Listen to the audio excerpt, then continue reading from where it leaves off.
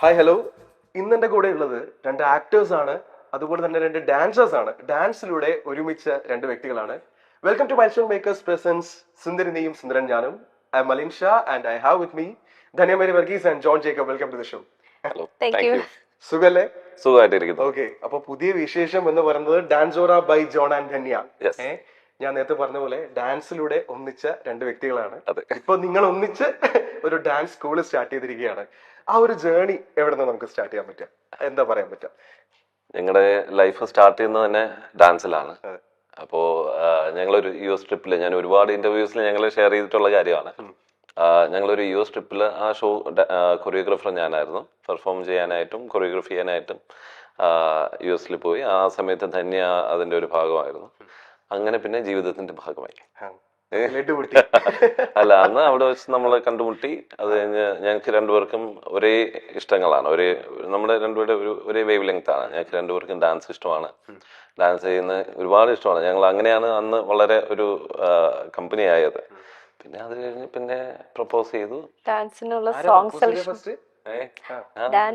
Song സെലക്ഷനിലാണ് first start ചെയ്യണത്. മണിക്കൂറുകൾ ഏത് സോങ് കളിക്കണം എന്ന് പറഞ്ഞ് ഫസ്റ്റ് ചെന്നപ്പോ പ്രപ്പോസ് ചെയ്തു. ആള് പ്രപ്പോസ് ചെയ്തു, ഡയറക്റ്റ് ഒന്നും അല്ല, ഇങ്ങനെ ഇൻഡയറക്റ്റ് ആയിട്ടൊക്കെ, പിന്നെ പലരോടെ ഒക്കെ പറഞ്ഞ് അങ്ങനെ ഒരു കാനഡയിലേക്ക് നമ്മൾ യാത്ര ചെയ്തുകൊണ്ടിരുന്നപ്പോഴാണ് അല്ലേ, അതിന്റെ വിസയ്ക്ക് വേണ്ടിട്ട് പോണ ദിവസമാണ്.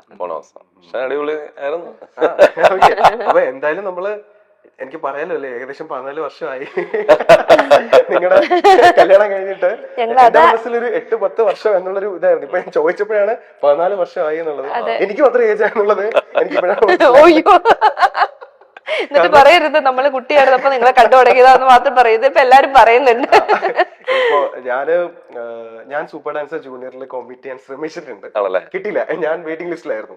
അപ്പോ നിങ്ങളുടെയൊക്കെ സീസൺ കണ്ടിട്ടാണ് നമ്മളിങ്ങനെ ഊർജ്ജം മുന്നിട്ട്. എനിക്ക് തോന്നുന്നു കേരളത്തിലെ ഫസ്റ്റ് ഡാൻസ് റിയാലിറ്റി ഷോ എന്ന് പറയാം നമുക്ക് അമൃത ടിവിയിലെ സൂപ്പർ ഡാൻസർ എന്നുള്ളത്. അപ്പോ അവിടെ തൊട്ടേ ഞാൻ ഫോളോ ചെയ്യുന്ന ഒരാളാണ്.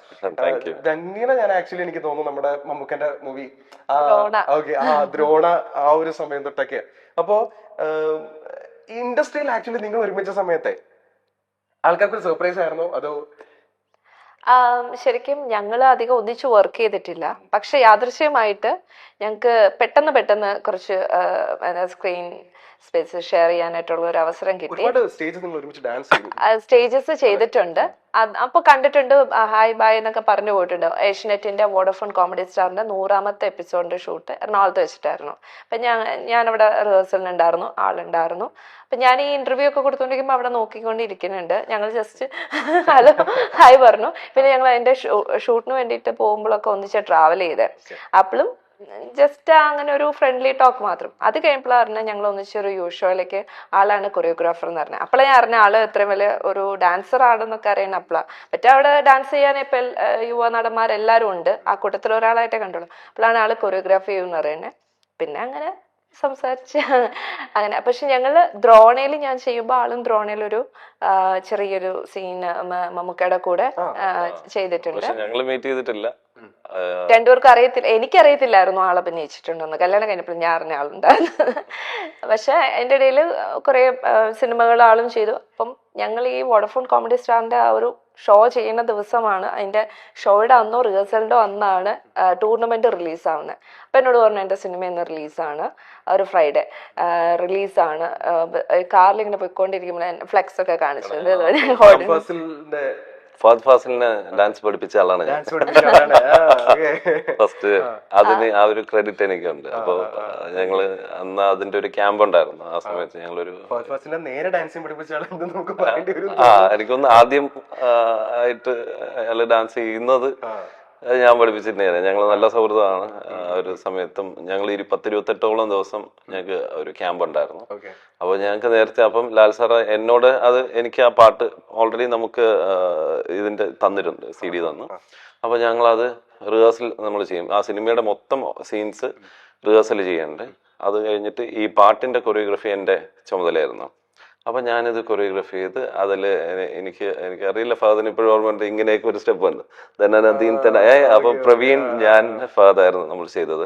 അപ്പോൾ അങ്ങനെ ഒരു മൂവ്മെന്റ് ഒക്കെ പഠിച്ച് കറക്റ്റ് എല്ലാ ദിവസവും ഇതൊക്കെ പഠിപ്പിച്ച് അത് നല്ലൊരു എക്സ്പീരിയൻസ് ആയിരുന്നു. ആ സോങ് എനിക്ക് തോന്നുന്നു ഇപ്പം കുറച്ചും കൂടെ ഇപ്പൊ റീൽസിലൂടെ ട്രെൻഡിങ് ആണ് ഹേയോ എന്ന് പറയുന്ന സോങ്. ഇപ്പോ ഡാൻസ് ആണ് ഇനി മുന്നോട്ടുള്ള ഒരു അതായത് നിങ്ങളുടെ രണ്ടുപേരുടെ പാഷൻ ഓഫ് കോഴ്സ് ഡാൻസ് ഉണ്ട്, ആക്ടിങ് അല്ലാണ്ട് നിങ്ങൾ രണ്ടുപേരും ഡാൻസേഴ്സ് ആണ്. അതല്ലാണ്ട് ഈ ഡാൻസ് സ്കൂൾ നമുക്ക് ഒരുമിച്ച് സ്റ്റാർട്ട് ചെയ്യണം എന്നൊരു ഐഡിയ എപ്പോഴാ വന്നത്, അല്ലെങ്കിൽ മുന്നേ ഉണ്ടായിരുന്ന ഐഡിയ ആണോ?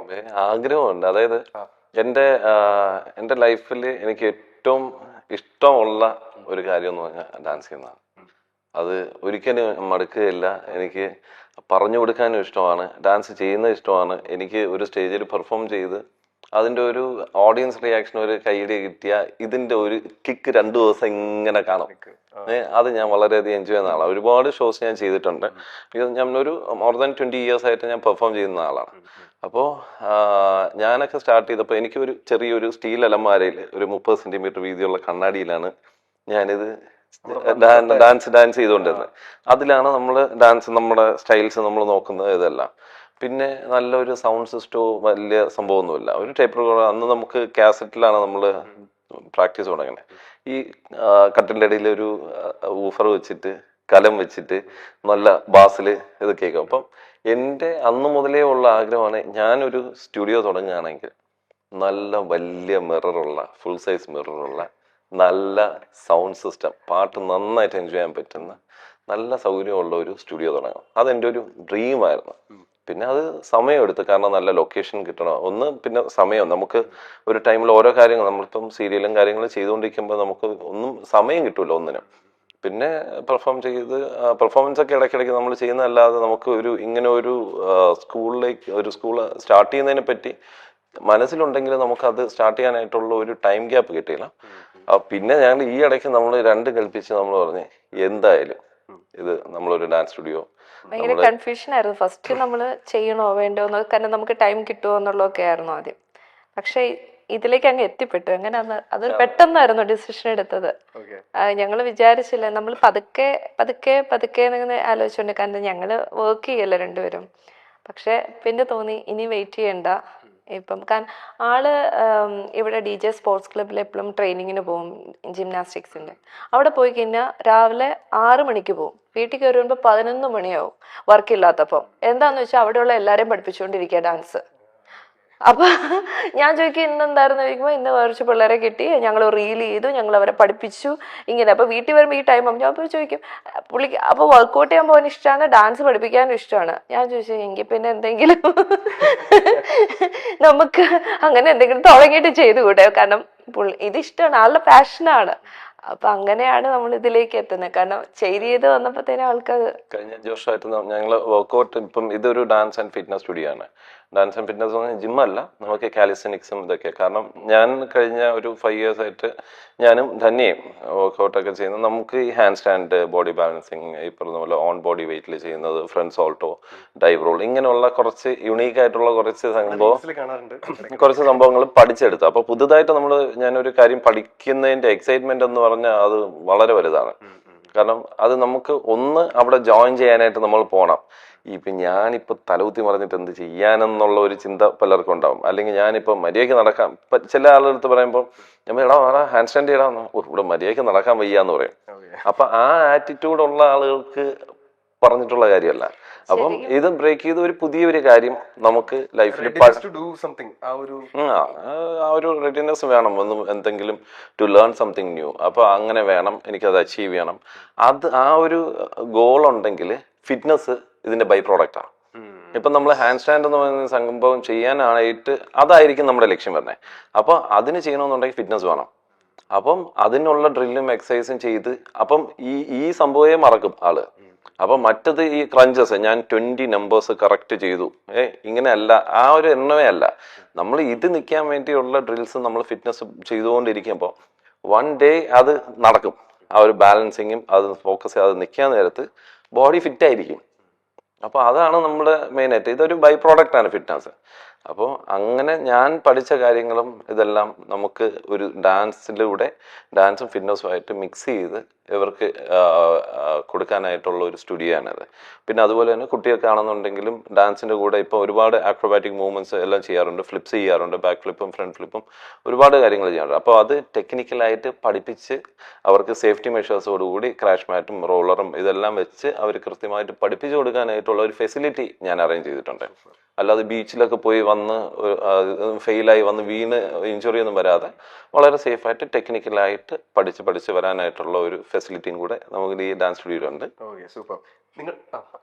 എനിക്ക് ഒരു കാര്യം ഉറപ്പെന്ന് വെച്ചാൽ ഹാൻഡ് സ്റ്റാൻഡ് ഏത് പ്രായത്തിലും എന്തായാലും ചെയ്തെടുക്കാൻ പറ്റും. കാരണം ഞാൻ പോയപ്പം ഇവര് ചെയ്യണ കണ്ടിട്ട് എന്നോട് പറയും ചെയ്യുന്നു പറയും. അപ്പൊ എനിക്ക് ഭയങ്കര പേടിയായിരുന്നു. ഹാൻഡ് സ്റ്റാൻഡ് എന്ന് പറയുന്നത് നിങ്ങൾക്ക് മനസ്സിലാവുന്നുണ്ടല്ലോ അല്ലേ? നിൽക്കുന്ന പോലെ കയ്യിൽ നിൽക്കുക.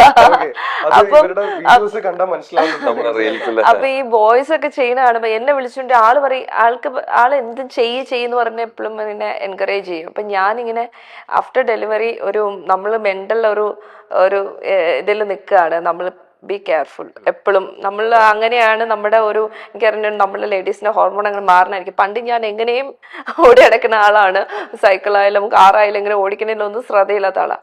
പക്ഷെ പിന്നെ എന്തെടുക്കുമ്പോഴും എനിക്ക് ഭയങ്കര ഒരു കോൺഷ്യസ് ആണ്. ദൈവം ഞാൻ വീണിങ്ങനെ കൈ ഒടിയോ കാലൊടിയോ അങ്ങനെയൊക്കെ. അപ്പൊ ഞാനിങ്ങനെ നോക്കിക്കൊണ്ടിരിക്കും.